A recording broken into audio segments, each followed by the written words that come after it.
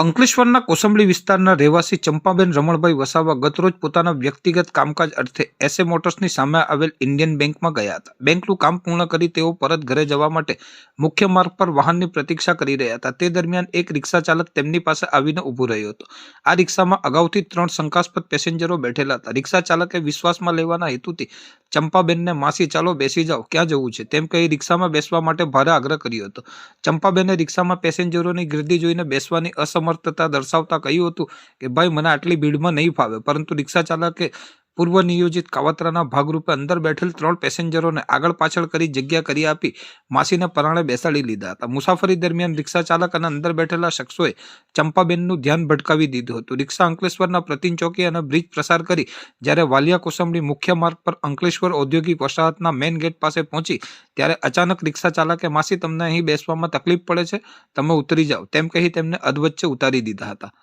રિક્ષામાંથી નીચે ઉતર્યાના ગણતરીના સેકન્ડોમાં ચંપાબેનની નજર તેમના હાથ પર ગઈ હતી, જ્યાં પહેલેલા અંદાજે 15 ગ્રામ વજનની સોનાની કિંમતી બંગડી ગાયબ હતી. માસી કંઈક સમજે કે બૂમાબૂમ કરે તે પહેલા જ રિક્ષા ચાલક તેના સાથીદારો સાથે પૂરપાટ ઝડપે ફરાર થઈ ગયો હતો. ધોળા દિવસે થયેલ આ લૂંટથી હેપતાઈ ગયેલા વૃદ્ધાએ આસપાસના લોકોની મદદ માંગી હતી. જાગૃત નાગરિકો તેમને તાત્કાલિક જીઆઈડીસી પોલીસ મથકે લઈ ગયા હતા, જ્યાં તેમણે પોતાની સાથે થયેલ છેતરપિંડીની આપવીતી પોલીસને જણાવી હતી.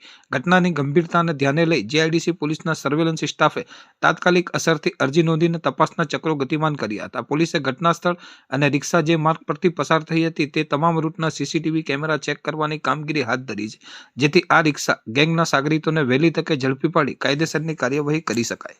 નામ શું છે? ચંપાબેન રમણભાઈ વસાવા. તમારી સાથે શું ઘટના ઘટી ગઈ? હું બેંકમાંથી નીકળી, એસએન મોટરની સામેથી બેંકમાંથી નીકળી તો હું ચાલતી હતી તો રિક્ષાવાળાએ કીધું કે માસી ચાલો બેસી જાઓ. તે મેં કીધું કે 3 પાછળ બેસેલા છે, હું કઈ રીતે બેસું?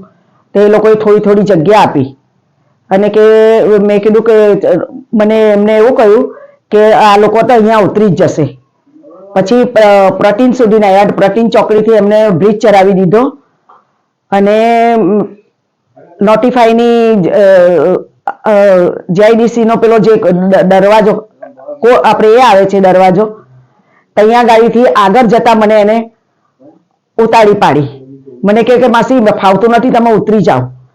અને પછી મારા હાથ પણ ખેંચાયો, ઉતરી ગઈ. તો પછી મેં એકદમ જ જોયું તો મકુ મારી એક બંગડી નથી. એને આ બંગડીને આ રહ્યું પ્લાસ્ટિક અને બંગડી ગાયબ થઈ ગઈ.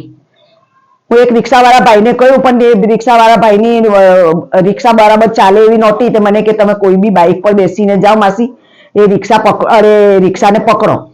પણ એવું કોઈ મળ્યું જ નહીં. એટલે પછી હું જીઆઈડીસી પોલીસ સ્ટેશને ગઈ અને ત્યાં બધું સાહેબે લખાયું, બધું કર્યું અને પછી નોટિફાઈના છે તો જે પેલા કેમેરા લાગેલા હોય ઓફિસમાં અહીંયા બધું બતાવ્યું, તેમાં દેખાયું પણ બસ. પછી તો સાહેબે કહ્યું મને કે બેન છે તો અમે પૂરતી કોશિશ કરીશું અને મળશે તો હું તમને આ ફોન નંબર લીધો છે તો તમને ફોન કરીશું.